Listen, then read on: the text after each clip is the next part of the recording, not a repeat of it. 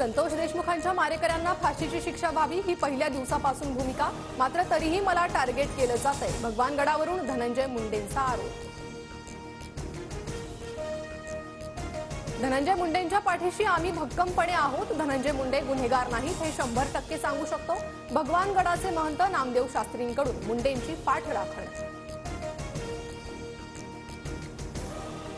धनंजय मुंडेंची दुसरी बाजू नामदेव शास्त्रींना माहीत नसावी। धनंजय मुंडेंविरोधातील पुराव्यांची कागदपत्र मी महंत शास्त्रींपर्यंत पोहोचवणार, अंजली दमानी यांची प्रतिक्रिया।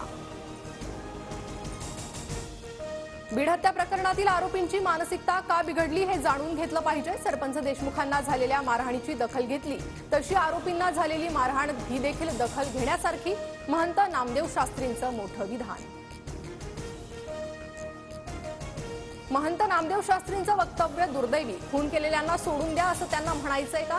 आरोपींनी माणूस मारून टाकलाय त्याविषयी भावना नाहीत का? जरांगेंचा नामदेव शास्त्रींना सवाल। हा माणूस नशीबवान, सगळं होऊन सुद्धा अजित पवार त्याच्यासाठी छातीचा कोट करून उभे। जितेंद्र आव्हाडांचा ट्विट करत धनंजय मुंडेंवर निशाणा।